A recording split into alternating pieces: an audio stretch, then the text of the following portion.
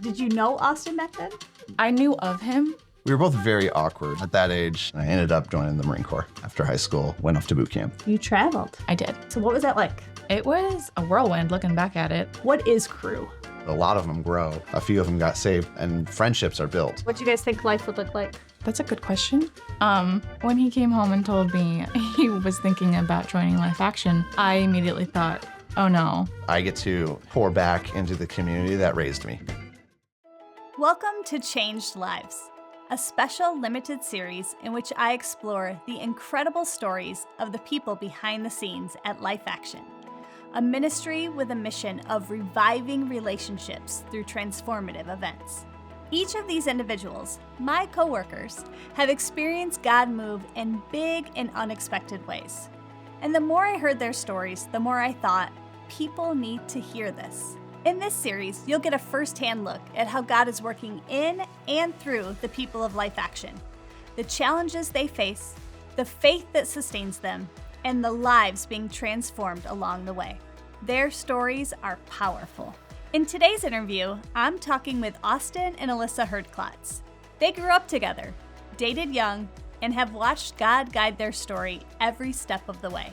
Austin, a former staff kid and ex-Marine, now serves as the camp chef, and Alyssa faithfully leads the housekeeping team. Together, they live out what it means to serve with joy and purpose. As you listen, consider how you could join the mission. Life Action is made possible through faithful servants like Austin and Alyssa. Maybe you'll feel called to partner with them, supporting the lasting impact they're making. Let's jump in. Before we start, can you both, because you both serve here and have roles here, can you tell us what those roles are today and like what that means? So Alyssa, I'll start with you. So what's your role? I'm the housekeeping manager. Okay. So I manage the housekeeping staff. Yeah. I don't know how But else to describe that. that's a really big job, right? Yes. Yeah, because we have more than a few cabins and all of the buildings that go along with the camp. So Yes. Yeah. There's a lot of units and offices and all the stuff. it's a big team to manage. Yeah. Okay, cool. All right. And Austin, what do you do? I am the food service manager, so I take care of anything that happens at camp with retreats, people just renting the property in general. Our big one is family camp, so providing food at our lodge, and I usually work with a lot of crew kids, which is 14 and up. Yeah. And so I usually have my hands full just directing them around, trying to make sure food is cooked properly and and safely. And so that's That pretty is much what quite I a do. crew. It is quite to a crew, manage. yeah. And for our bigger retreats, it's more help. So I'm managing like 10 to 12 kids at once, and that can be a lot sometimes. That is a lot. But it's a lot of fun. And so you can often be found in the kitchen cooking. Yes, yeah. That is my primary place. Great. All right. Well, I'm very interested to learn how you both found yourself in those roles, but I want to travel back in time a little bit Yeah. first. So, Alyssa, I'll start with you again. So, tell me, where are you from? Where'd you grow up? I'm from Niles. Mhm. I grew up like right down the street from the IMC. I was homeschooled Okay. through 6th grade. All right. And then 7th and 8th grade, I went to Granger Christian School, private Okay. school. And then my high school, I went to Edwardsburg Public School. Okay. So I got to feel out all the different types of Eddie. schooling. Yeah. Uh-huh. All right. Yep. And so, your family has been a part of Life Action, Mhm. right, for a bit of time. Did that happen when you were growing up, or No, Okay. I really wanted to be a staff kid growing up. okay? Yeah. We would come out to the camp for random things. My dad would like get access to the lake and bring our jet ski out and stuff. And I always saw Austin and all the staff kids running around. I was like, I want to be one of those. So, what was the connection then? So, were your parents connected to Life Action? That's a good question. My dad has connections with like everybody. So honestly, dad's a I don't even know networker. why I was out at the camp most of the time, but like we would just go and we'd play at the playground. And Okay. yeah, the first time that we actually like experienced camp as a family was a retreat for, I think it was Memorial Day weekend, Yes. Okay. family camp. And did you have a big family, small family? I have 2 sisters. Okay. So I'm the middle. And you're the middle one. All right. And because your sister, at least one sister, has been a part of Life Action too, right? Both of them. Both of them. Yeah. Okay. All right. So you guys were growing up, you're coming out, enjoying the lakefront, wanting to be staff kids. And did you know Austin back then? Yes, kind of. I knew of him. We were both very awkward Yeah. Okay. at that age. Yeah. You know, I was scared to talk to girls, and she was just very shy. I So just had a we knew major of crush. each other. Yeah, we knew of each other, but we didn't talk back then. You know, when we were younger. Yeah. All right. And so you went to Edwardsburg High School. And then what were the plans after high school? So I did not want to go to college. Mhm. I wanted to travel. So I applied to be a CM on Blue Team. Okay. So you traveled. I did. All right. So did the oldest sister do it first, or were you the first one to do it? I'm the only one who's The traveled. only one who traveled. Yep. Okay. And what did your parents? Were they excited about that? I mean, they weren't like against it. Yeah. But I think it was just kind of like a weird option to choose, you know, to not go to college. I think more than anything, my dad was like scared about stability, Sure. you know, in the future. But Yeah. they weren't Why did against you it. want to do that? Do you remember? I love kids, Mhm. and I had no idea what I wanted to do for college. And I'm like, this sounds like a great option to choose. I love kids, and I love, you know, teaching them about Jesus. And I was really nervous to do that, but at the same time, I thought it would like help me grow in that area too. So did you guys meet or did you decide to be a couple while, like, after you came to Life Action? Did this happen before? I'm trying to figure out where your paths converge here. So we grew up going to the same church, actually. Okay. So there's never like a time when we met necessarily. I always You were just knew her always from there. church Okay. and stuff like that. We really like met and became friends when actually when we were younger, when we started working crew in the kitchen out at camp. And so that's where we became friends, and we started texting, and the relationship started there. Okay. Talk a little bit about, and this is like an offshoot a little bit, but I think it's important because you guys are so integral to it. What is crew? So crew is our a lot of camps have like camp counselors and stuff like that, where teenagers come and volunteer at a camp. Crew is our version of that. It ranges from a lot of different things. The part that I'm involved with is kitchen. So they come and they work food service. They do the dishes. They help prep the food. They move food onto the line, off the line, keep the lodge clean, that kind of stuff. But there's a lot of different other things that crew can do. There's activities, setting up games and running them. There's sometimes facilities just getting different things accomplished at camp, whether it's landscaping or just providing equipment for different parts of what goes on at camp. Yeah. A large number of the crew works in kitchen because that's the hardest, that takes the most manpower. Gotcha. And so that's where I worked when I was younger. I was in the kitchen, and I worked for Adam Toledo, who ran kitchen back then. Okay. And so that's how you learned the ropes. that is how I learned the ropes of kitchen. And so there was times though when we were, in high school, and we were kind of flirting with each other. I'd come in to talk to the kitchen when it wasn't my shift to talk to her, and Adam would be like, "You gotta leave," So when you're in teenagers, yeah, you really gotta. you gotta watch them, yeah, especially the boys. Those budding relations, those summertime relationships. That's right. Because So- crew kids, they're not just all from around here, right? No, Like, yeah, some come from. We have 3 kids this summer who are from Alabama, and so that's a ways away, and they come from pretty much all over the United States. Some come for 2 weeks. The kids who are coming from Alabama, one of them is working all 10 weeks of camp. She worked last year. She worked originally 7, and then she wanted to work another 2, and then when she left, she's like, "I'm coming back next year for the whole summer." Wow. And so That's great. it's a great opportunity for kids to grow because one, it's like it's a first introduction to like a real job. I've had crew kids ask me already, like, "Can I use you as a reference for my first job?" I was like, "Of course." It teaches them just like basic work ethic, be at work on time, do diligent work, that kind of stuff. But at the same time, they get ministered to by Jimmy and his team. They're counseling them. They go to services. They get to listen in on some of the speakers and stuff like that.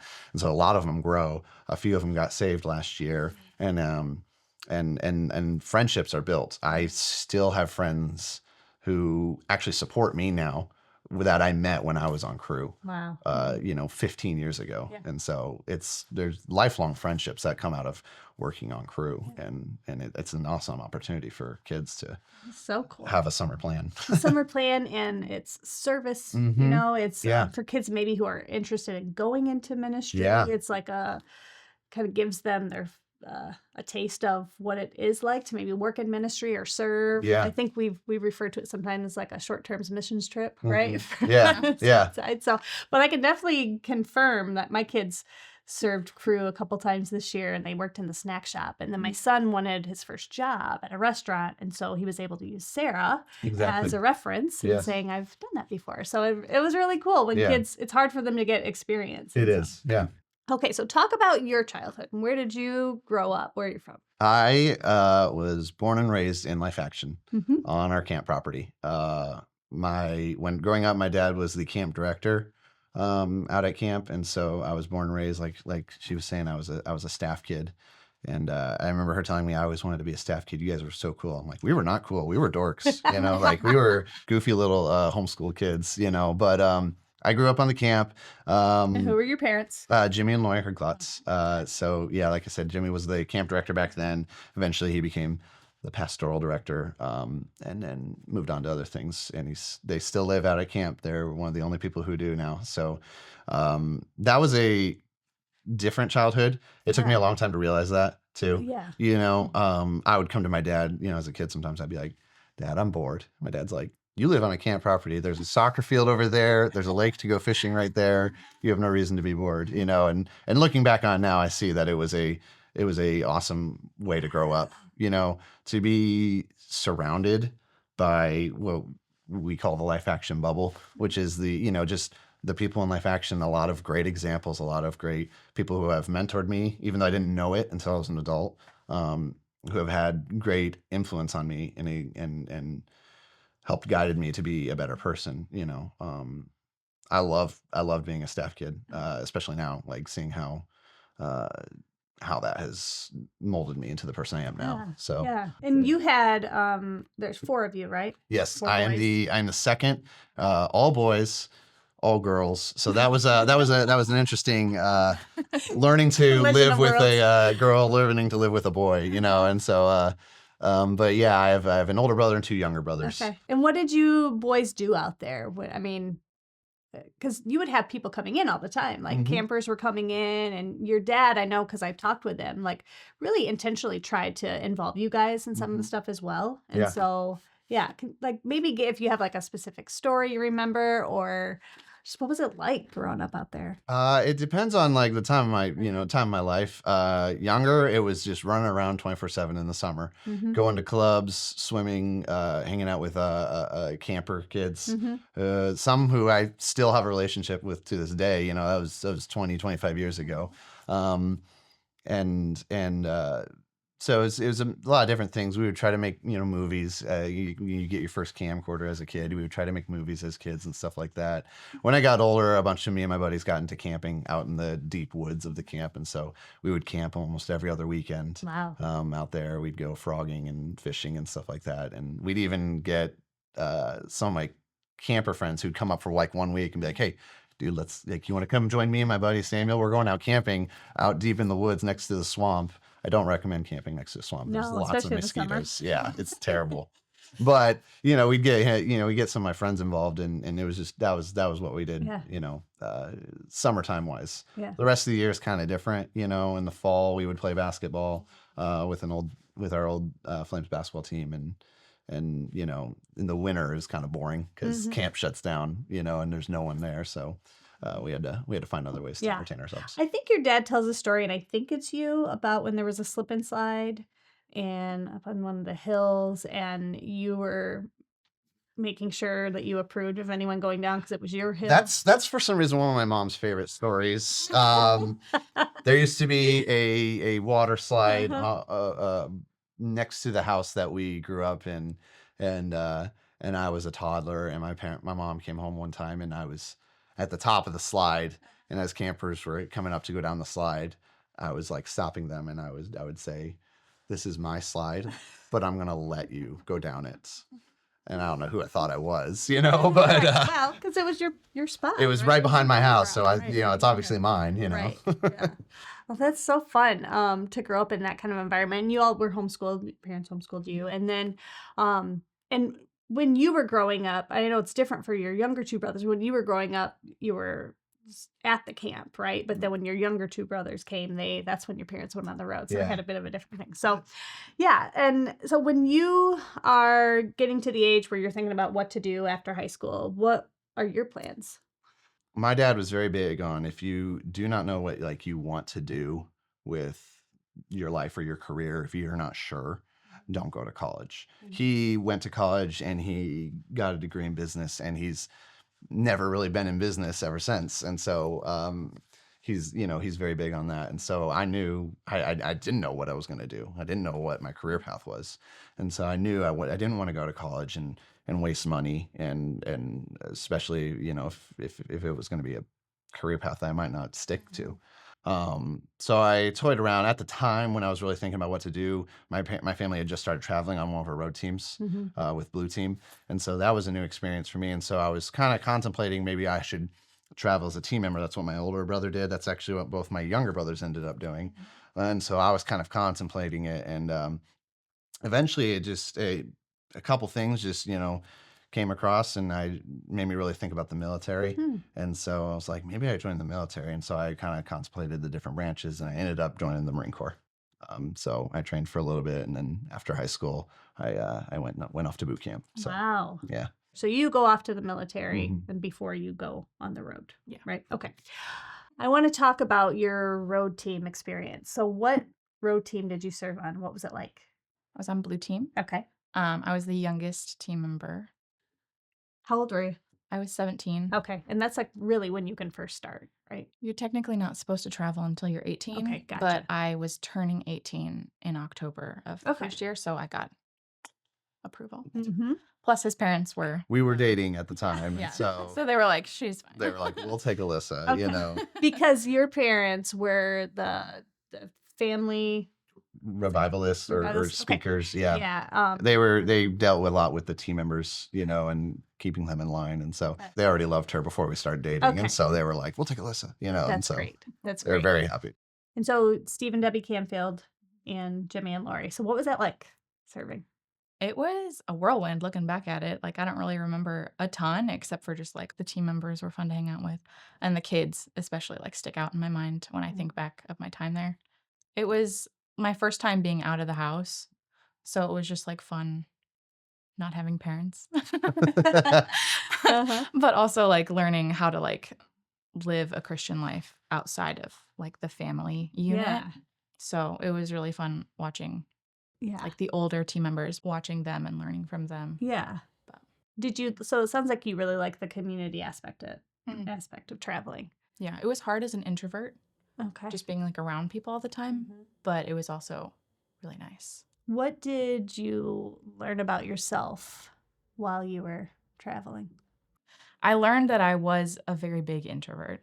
I never really understood why I was so closed off from people, but like being around people 24/7, I learned that I need my own time in order to like energize myself to get back out there again.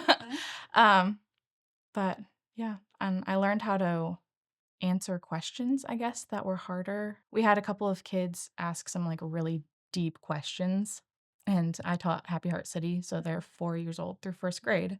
And I was not expecting such a deep question to come from them.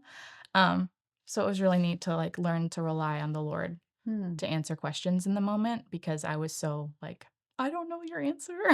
Yeah. But It kind of helped, in a way, probably helped you prepare for being a mom too, because now our kids are that age. We have a 2-year-old and a 6-year-old, and a 6-year-old starting to ask deep questions, and now you're a little more prepared, yeah, I'm more okay with like fumbling my words, Mhm. or like trying to figure out the answer, or having us figure out the answer together. Yeah. But What do you mentioned that it was kind of your first time practicing your faith Mhm. outside of your family unit.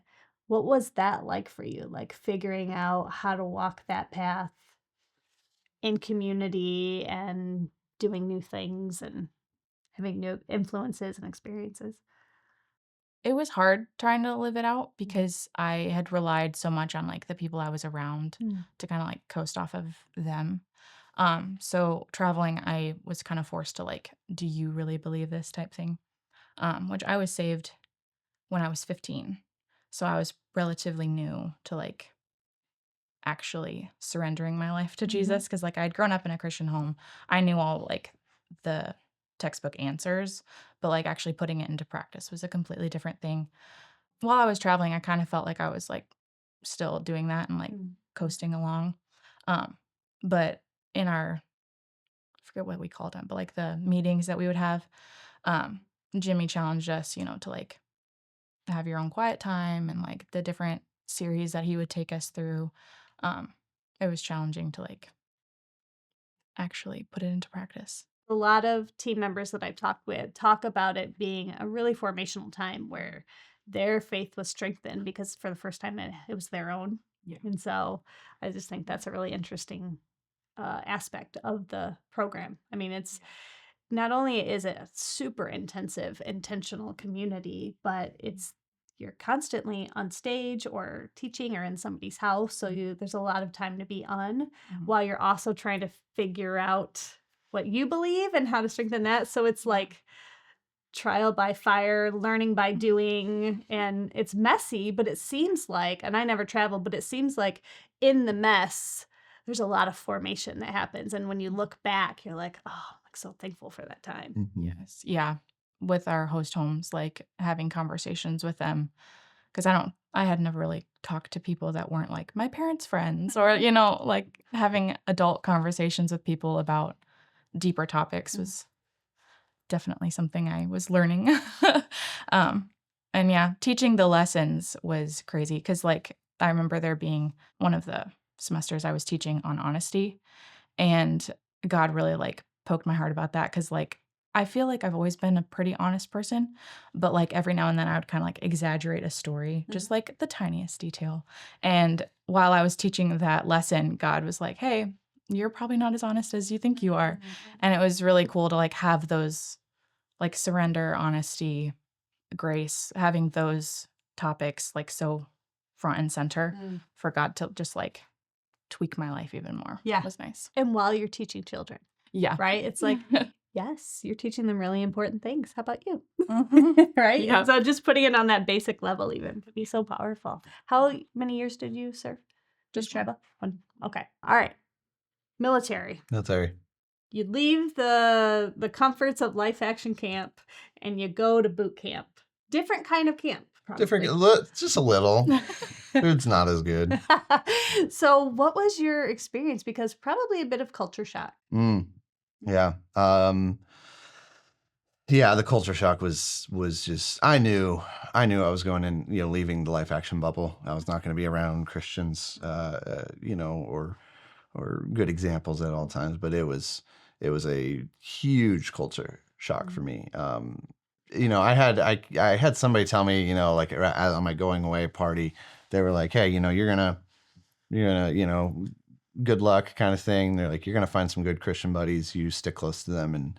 And honestly, I didn't. It was very hard to find. I didn't have a community for 5 years, basically, not a Christian one. My closest friend, he was Mormon, and he was one of the only people I felt spiritually safe around. And so, like, we got to be roommates for a few weeks at one point, and it was awesome, those few weeks, just because, like, I could come home, and I knew that there wasn't going to be swearing in my barracks room or anything inappropriate or anything. I could just, like, unwind and talk to him and ask for prayer even and stuff like that. A little bit different religion, but, like, it felt safe around him. And so it was a rough 5 years. It was probably my spiritually lowest. It was my spiritual low. I was not very involved in a church or anything like that. Like I said, there was nobody there that I knew and stuff like that. There's no Christian community. Eventually we got married and she moved down with me. While you were still in the military. While I was still in, yeah. I was in for a little over a year. I proposed. and then we got married later on. So I'd been in for about a year and a half. Okay. This And is after you traveled? We got engaged the spring after I came off the road. Yeah. Gotcha. yeah, so it was almost 2 years when we got married, Mhm. and she moved down with me, and then we got a little more involved in a church. We were stationed down in South Carolina, and so there was a church about 45 minutes south of us. It was actually Stephen Canfield. It was Steve Canfield's son's church. Oh, cool. And so we could go down there. We knew Stephen Yeah. and his brother Ben, and so like I grew up. I knew Ben decently well, and so that was like a little bit of a good community for me there. But it was a bit of a drive, and I couldn't like join a small group because of work and stuff like that. So it was only Sundays where we could like get a little bit of peace and go down there. But yeah, it was a culture shock. It was a lot of I learned a lot, not necessarily spiritual things, but I just learned a lot about being a part of the world. Mm. Paul talks about being in the world but not of it. I was in the world and I was partly of it as well. But I think it was good for me to see that side of the world, because I can know where people come from. If they come from different backgrounds and stuff like that, I can understand like, yeah, that's not an easy life. Yeah, helped with relatability. Yeah, Even relatability. it might not be what you would have chosen, but when you look back, maybe Yeah. God was working in that too, in the position you're now. You really are talking with a lot of people from all over the place, right? Yeah, And a lot of so- different backgrounds, a lot of different different backgrounds. whatever. But Yeah. Yeah. So do you think as part of your spiritual formation, are you thankful for that time? Because now knowing what you do now, like when you think back on that time, like do you see God working in that, or? I'm sure God would have loved to work in my life more back then. I think I was not at a good place Yeah. to be worked on. I don't think I was being the best version of me, trying to, Sure. work with God. It was, I was a mechanic. I worked on aircraft, F-18s, and the work there was very like, it was 12-hour days. We worked 12-hour days, 7 days a week for a month and a half once. I didn't get a day off. They halfway through, they started giving us 1 day off a week. And on one of those days off, I was like doing laundry and trying to find something to eat. And I actually ended up calling her dad and asking for permission Aw. to propose. I mean, I think you grew up in a Christian home, you're traveling, your parents obviously very involved. Was that a concern for them? Or were you just able to like coast and hide? Did you know that he was in kind of a more spiritually difficult season? I wasn't aware of that, but I knew the environment he Yeah. was in, because Sure. being the military girlfriend, I was like doing all the research of like, okay, what's he doing this week in boot Yeah. camp? Like, how do they talk to him? And I would see some videos of how like they would yell at him, and I learned that they do that not as intently, but like they're not the nicest to you while you're actually like working your actual job too. Yeah. So I was just like, I was protective of him, but like I couldn't do anything because I was miles away. But Yeah. I was Well- aware that he wasn't happy. I knew boot camp was going to be rough. It's boot camp. That's what you expect. And I did boot camp and everything. But even like she was saying afterwards, in the job, if you mess up, you still get screamed at, or you still get yelled at for different things. And I understand why the military is like that, why, discipline and stuff like that. But sometimes, they don't care if you're sick. They don't care if you're having a bad day already. They will yell at you. I specifically remember one time I was just very sick and I was working on jets, and I went to the bathroom. I threw up in the trash can, and then I went right back out and continued to work because I knew they weren't going to send me home. And so there's not a lot of grace Sure. in the military. Yeah. And so it wears on you mentally a lot. I tell any kid who's trying to get ready for boot camp, I'm like, be fast, but it's a mental game more than it is Yeah, physical. sure. You can endure physical, but mentally is where it's very, very hard.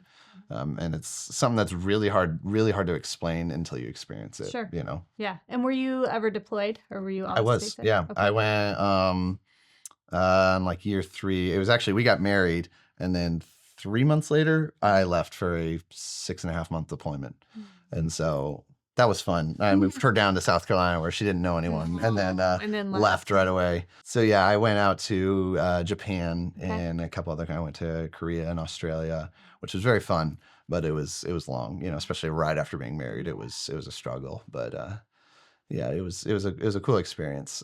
Definitely a lot of fun, a lot of work, a lot of fun, but it was that was one of the cooler parts of being in the military. As a younger married couple, then, and now you're living down there. At that point, what are plans for after you get out of the military? What do you guys think life would look like? Oh gosh, not like this. Okay, that's what I'm trying to get at. Was this the plan? We never had plans to come back to where we grew up. No? No, I mean, we weren't necessarily against it, but we just were like, why would we go back to Buchanan, Michigan? Originally, the plan was I was going to try to go to college. I thought about being a landscape architect. And so I found a college I was going to apply to and everything like that. And then we found out we were pregnant.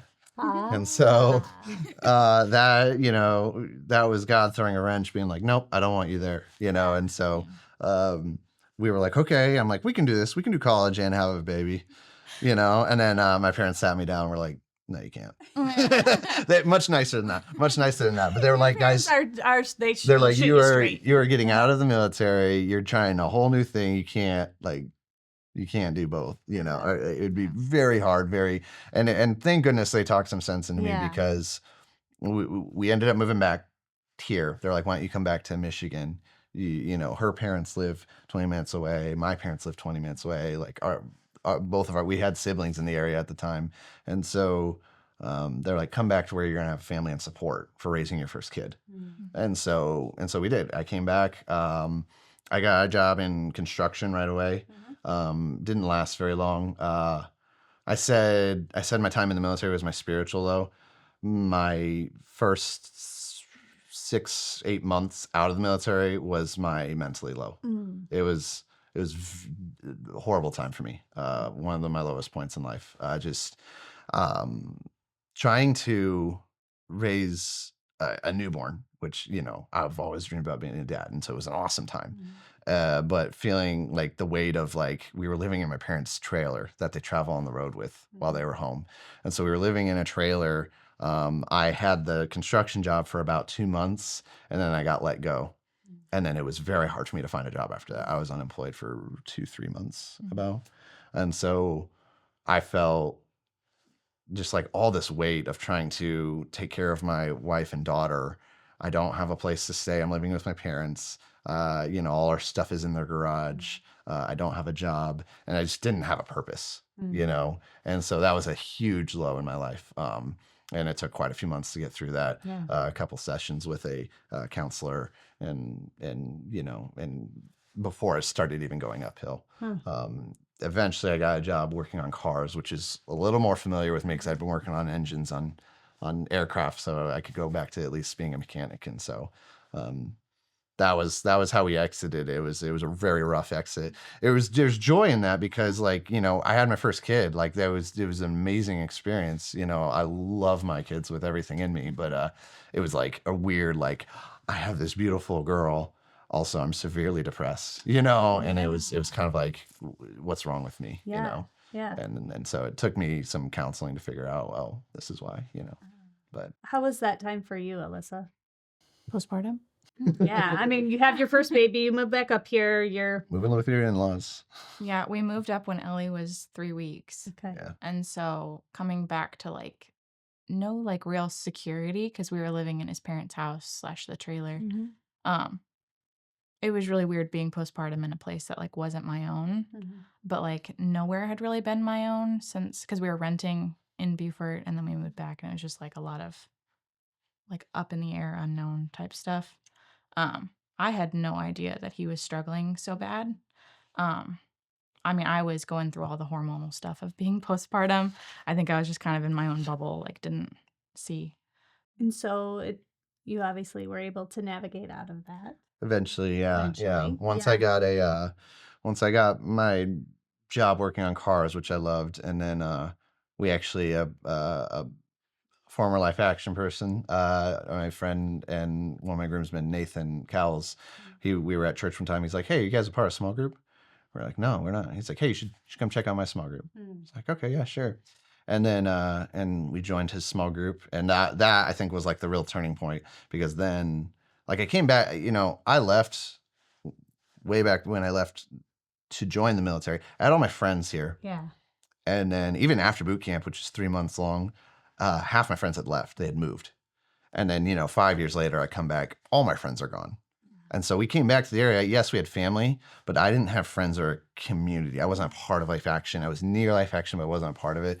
And so joining a small group in our church was really big, because you just, every week, you're around people, you're people who are in the same stages of life. We had just had Ellie, and we got to the small group, and 2 people were about to have a baby like in a month. And so we're like, hey, these are like people in the same stages of life. They're Christian. They go to our church. And so like getting to meet with people and keep each other accountable and just talk, created a safe space spiritually. And that was definitely like one of the starts of like getting back on the right track. One, with my spiritual life, but 2, just like with getting out of the military, that rough time, that low point helped me get out of it with just having like a community. And from there we've been a part of a small group ever since. And the small group has really been like the thing that's held us together for the last 5 years now. So it speaks really powerfully to the importance of community. Like God made us for community, and when you're in it, like you realize it, and I think you realize it even harder when you don't have it anymore, right? And how that it seemed like it impacted every other area of life. Like just the loneliness can really take a toll. It can on people. So that's great that you were able to surround yourself with people, and it seems like you're still doing that. And then, so how do you make the jump then from coming back, working on cars, to coming back to Life Action? So I worked on cars for like a year and a half, I believe. And it was going great. I really do. I kind of miss it a little bit. Just I did body repair, and so when the job was done, the car looked brand new. And that was very satisfying, satisfying job. And so, but at one point, I was just kind of getting down again. I wouldn't say depressed or anything, but I was just not finding satisfaction in life. With that part of thing. And so I started praying about it, and I talked to a couple of people about it, and I was like, I really miss just being a part of like the Life Action bubble, and being around, because again, it's a secular job, so it's like it's not Christian based or anything. So there was still a lot of colorful language, shall we say, in the shop and stuff like that, which I was used to from the military, but it was just not what I desired to be around, obviously. And so I started thinking about just other jobs. I looked to see if my church was hiring. I looked into Hope Ministries and a couple other things. And I think I was just bored one day, and I looked to see what Life Action was hiring. And so I called my mom up. I was like, I was thinking about seeing like what Life Action has going on. And I can't remember what originally. I was like, what if I applied for this? She's like, why don't you apply for kitchen? Because I've always had a passion for cooking, even since I was very little. And I cooked a lot at home. She's like, why don't you try out for food service? And I was just like, I don't know, it'd be interesting. And so I put my application in, and I met with Adam Toledo, which was weird because Adam watched me grow up. He babysat me when I was a kid, and stuff like that. So we sat down. I've known Adam my whole life, and we sit down for this interview. And he's like, so my first question, why don't you call your mom more often? That was just like right off the bat. It was just like a fun, interview. I got in right away, which was cool. And so that kind of began our support raising journey. It was kind of like journey. I was kind of like just like waiting for like looking into different options. And then like I started like just kind of glancing over at Life Action, and God was like, here's the door, open, like we're all the way through. And so I just kind of followed where he got it. I never thought, as a kid, I would work for Life Action. Just the idea of living on support was terrifying to me. Yeah, even though my parents, well, there was times, when I was younger where, hey, money was low. We didn't get to do this or that, or, different things. We didn't eat out and stuff like that. And so I was, the worldly side of me was like, no, I want money, you know? Well, And so I plus you'd was, already been in the secular world where you just show yeah, up, you do your job, you get money. yeah, You don't have to ask people that's right. for support. And Yeah. so what were you thinking about? Like when Mm-hmm. Austin's saying, "Hey, I want to go be the cook at Life Action." What was your response? When he came home and told me that he was thinking about joining Life Action, I immediately thought, oh no. I don't want to live on support. Uh-huh. I was terrified, first Yeah. off, because again, like I don't want to ask for money. I was raised by my dad, who was very much like a safety net. And he was like, make sure that you have, savings built up so that if anything happens, like you're taken care of. And I realized like if we go on support, our safety net's gone. Yeah. Like there is no safety net. It's you follow God and you trust that he's going to provide for you. Mhm. So that was really scary to think of. Mhm. But once we got into it, it was really cool seeing God provide and just reiterating the fact that like, yes, this is what you're supposed to do. Yeah. Yeah, it just felt very clear. to you. Reassurance. Yeah. Yeah. Yeah. Do you, when you think about like starting to raise support, are there any stories or people that pop in your mind where it's like only God could have orchestrated how this happened? I feel like all of our supporters really. Because they tell you they're like the people that you think will support you won't, but then the people that you Least expect. least expect will be like your biggest supporters or whatever. I remember there's people who are like, oh, we should ask so and so. They love us, they'll support us, and they're like, hey, no, not right now. We're not, interested. And then there's other people I'm like, oh yeah, we're joining Life Action, we're trying to raise support. And they were like, I want to support you. Like right off the bat. I was like, boom. I'm like, you're just a work, acquaintance. Like we don't know each other that well. And they're like, I don't care, I want to support you. And it was just shocking to see how some people are just so eager to give, and so it was a long journey for us. It took us about 2 years to raise our support.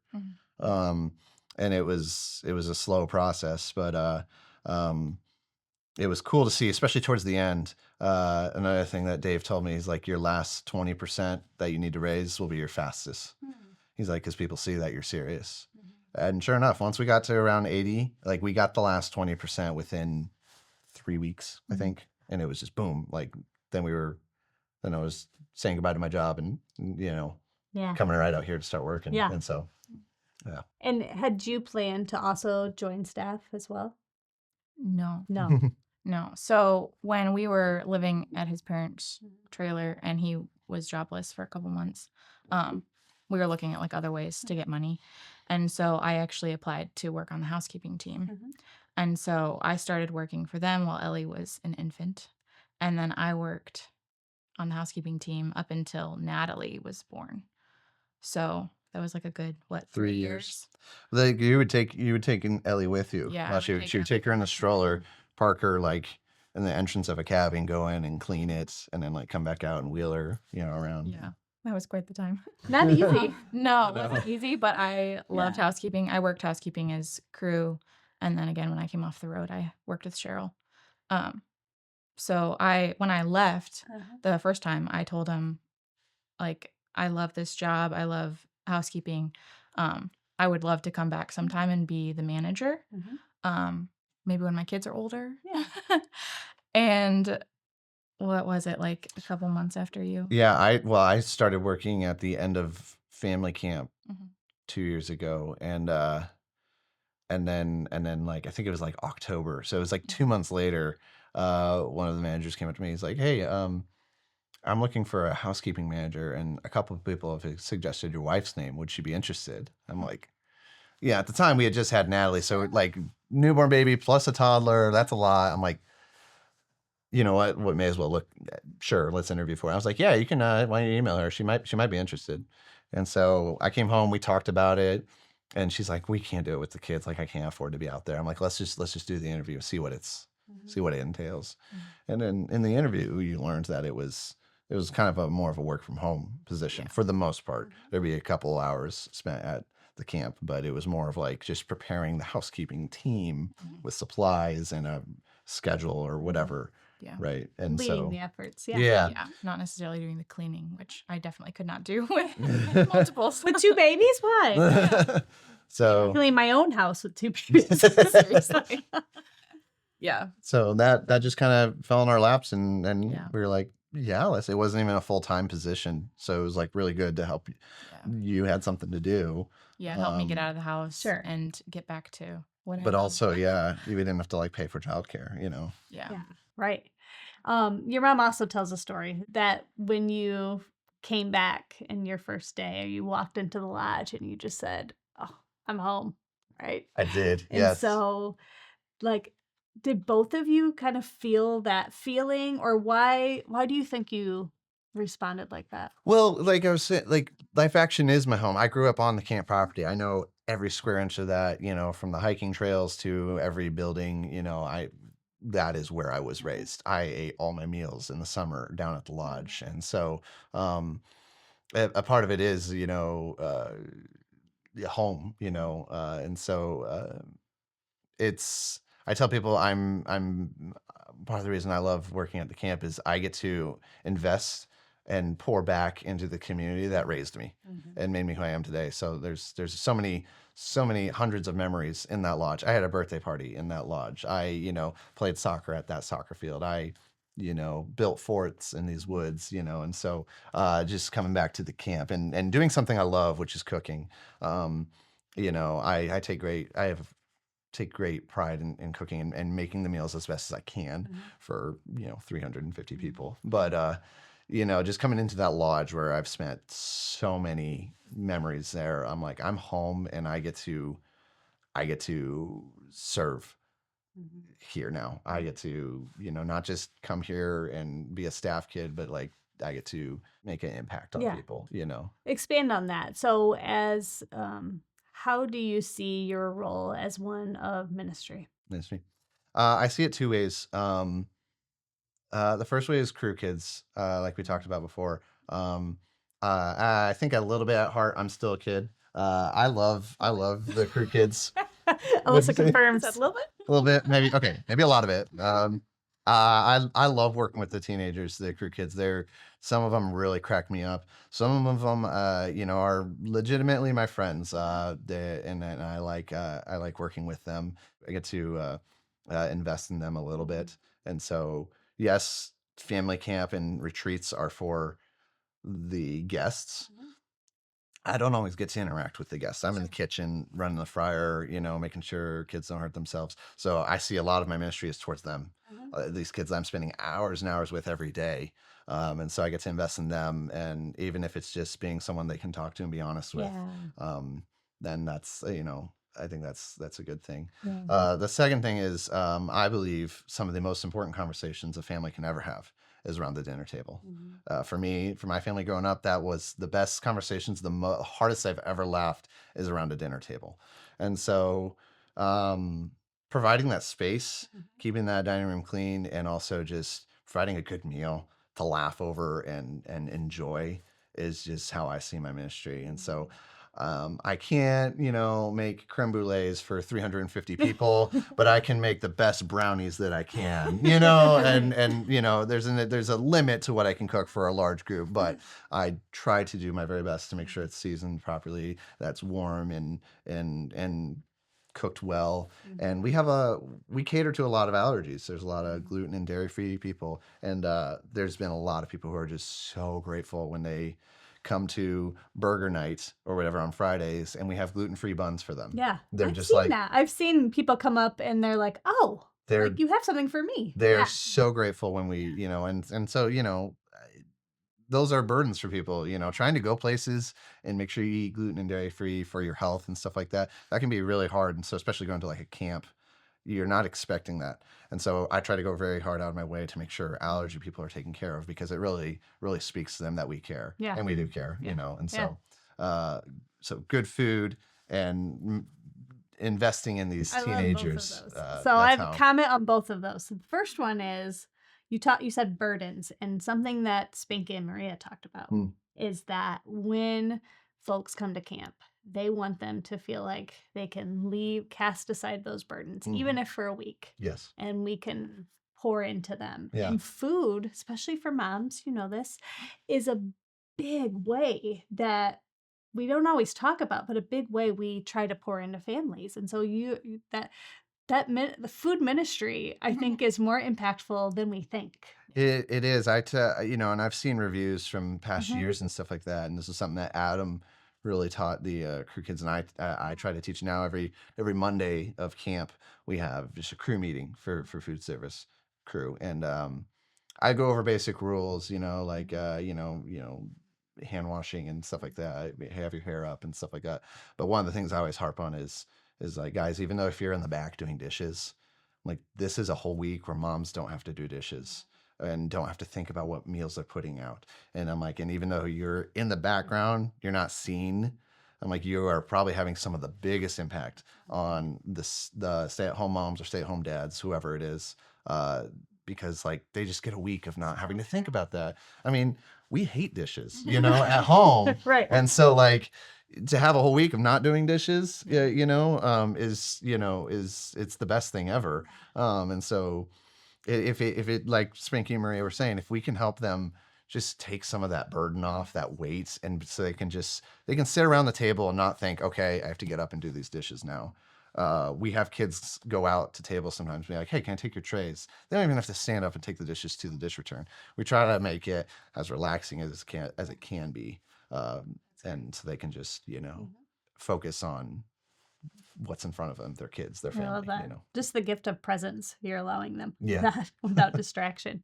The other thing that rang in my head when you were talking is your role with pouring into young people feels very reminiscent of my conversation with your dad. So is that something that you saw modeled? Like why are you so intentional about that? And why is that so important to you? It was not my initial intention joining Life Action. I think after my first like week or two working, I realized that is the biggest opportunity.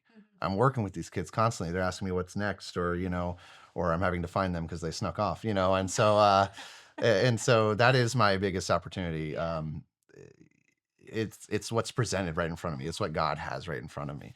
I did see that modeled a lot. I still see it modeled. My dad has, both my parents have been very good at investing in people's lives. And so, and now my dad is also partially part of his job is working with crew kids and stuff like that. And so even if there is a difficult situation, I can go to my dad and be like, how do I handle this? Right. Like, I gotta reprimand this kid for whatever. And he's a little more calm than I am. And so he's usually I go to him and he's like, all right, don't say it like that, and so I get to work with him a little bit, these last year and this year at least.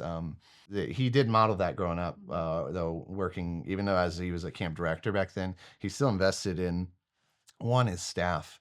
I've heard lots of stories of him investing in the actual staff, but team members and now crew, he's always been investing in people. That's just kind of like who Jimmy is. And I think he's been a great role model in that way. Yeah. So, Alyssa, I'll ask you the same question. So, like, both of you serve in capacities that would be considered kind of behind the scenes, but would be very obvious if it didn't happen, right? So it's like, it's there, it's part of the environment, and you would miss it if it wasn't there. But how do you see your role as a ministry? I'm a clean freak, so I really appreciate it when I go somewhere and it's really clean. So I want to give that exact same like feeling to all the maybe other clean freaks or just like the moms who don't want to worry about anything like that at the camp. I want to make it as clean for them so that they don't like even notice it, because you don't really notice it if it's clean, but you notice it if it's dirty. So I just want to take as much of the mental load of whatever off of the people who come to the camp. Yeah. Just by providing a clean, comfortable environment, is what I tell my staff. So that's great. And both of you are so essential, and your teams are so essential. Yeah. So now you have come full circle. You wanted to be a staff kid. You were a staff kid. Now you're raising 3 staff kids. So what is it like living out there, working out there, having kids? Since my parents still live on the camp property, I call them staff grandkids, so yeah, it's we're still learning, One, our girls love being at camp. Yeah. They are especially our oldest, she is the most extroverted kid, which is She's very difficult for some people. But she wants to be where the action is, where all the people are. She loves some of the crew kids I work with, because they've paid attention to her and given her time to play with her and stuff like that. But they love being out there. It's interesting coming full circle. It is a little different because I lived on property and we live off property. But I'm excited to see how it affects kids. And so, but yeah, we're still learning, They're still little too. Yeah, they're so You little. talked about your 2 girls, but you actually have a We have a baby. boy. But Last summer, it was interesting parenting out in public. Not public, but like at the camp. Yeah. Like you're in front of other people. And so that was definitely a learning curve of like you're on staff, and then these are the staff kids. And like if they're misbehaving, it's like, okay, maybe we should set a better example. But probably that's like also how like pastors' wives feel, right? Yeah. Like trying not to control them too hard, but also like, okay, let's be a little nicer. Let's maybe not have that attitude. Maybe not tell those kids they can't go down the hill. Yeah. Well, like any staff kid from my age could tell you what's the number one thing you heard, and it was campus for campers. It was when you wanted to be involved in a game that had like a limited number of Yeah. spots. It was no, you're a staff kid. Yeah. And so campus for campers, Dad. Every staff kid that has kid, grown up here has said those we words. do at those this words, table. and now I get to say them to my kids. Yes. And so when Ellie wants to be first in line for the game, I'm like, get out of line. That's for the campers, not for you. And so, Right, because by week 10, she's going to be a pro at that. oh yeah. I was a pro at carpet ball when I was younger, man. I was the best, but yeah. What are your hopes when you think about this ministry and you're now back here and part of it? What do you hope? Like when you're praying about the ministry, what are you praying for? Like as far as just our ministry in general. I mean, my prayer is that God will use like what we're doing to minister to them. Like even if we don't get to like directly be a part of it and like see the change happening, that like we can facilitate, like a place where they can truly encounter God. Mm-hmm. We've gone through a lot in the last year or two, and so with just change and stuff like that, I would love to see some growth. As far as our events go, family camp is already very huge, and we have a great activities team. I personally would love another chef on board because it's a lot weighing on me right now, but I would love to see some of our events grow and to be able to have more retreats and to have more impact year round. In the winter we kind of shut down because it's Michigan in winter. It's hard to do these things. I've watched live action for 30 years now, been a part of it. Yeah. And I've seen it go through a lot of different things. Back when I was born, there was 2 weeks of family camp. Now there's 10, and so like I've seen it come through a lot, and I'm very excited to see where it goes. And I have a lot of hope That's for great. what live action can be and how many people we can reach. Yeah. Because being around it for 30 years, you've probably seen the impact. Mm-hmm. Yeah. I mean, you probably couldn't even count the amount of stories of transformation, and you too, from serving on the team, Yeah. right? And so it's hard to quantify that, but Yeah. it's like families' lives are changed just Yeah. by coming for a week. Mm-hmm. Yeah.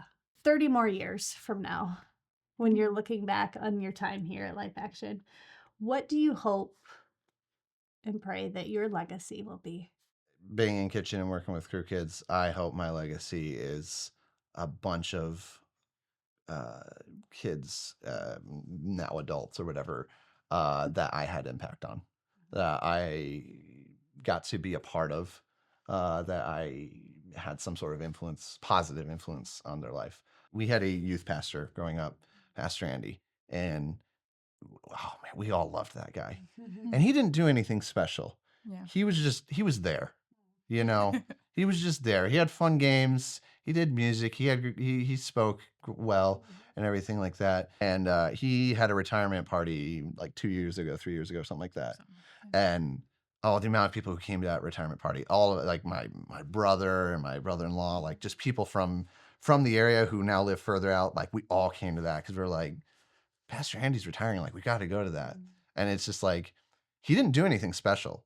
He didn't confront us about things. I mean, he might have for some people, but like he was just there and he was safe and we loved him and he was Just the power of being there. he was just there, and like I have a good home life. It's not like I needed somewhere to escape to. He was chill, but like I want to kind of have that kind of legacy where when I leave, the kids call me Herdy. That's what the crew kids call me. I want them to be like, oh, Herdy's retiring. Yeah, like let's go see him off. Just the impact. The impact, And it's a long game, right? Because it's like it is a long game. It's such a long game. Yeah. So that's it's what hard, but it's good. It's hard, but it's good. Yeah. Yeah.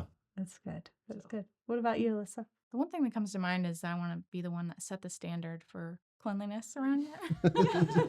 Because even now I'm like, I see things and I'm like, we got to fix that. So I'd love it if like, while I'm where I am, if God would just like use my talents and then the people that we have to just like go above and beyond for the camp and the IMC and stuff. So you both are definitely on your way to having those legacies. You're right. It's you're playing a long game for sure, but it seems like you're set on the right things, right? And pouring into people behind the scenes or in the kitchen. And so thank you both for what you do. We literally could not operate without you. We could not do it. Please don't go. All right. Thanks, guys. Thank you. Thanks for listening to this episode of Changed Lives. If you are encouraged or inspired by what you heard, I want to invite you to take the next step. You can support the people whose story you just heard and others like them by visiting lifeaction.org/changedlives. Whether through prayer, giving, or sharing these stories, you can be part of what God is doing to revive relationships and transform lives.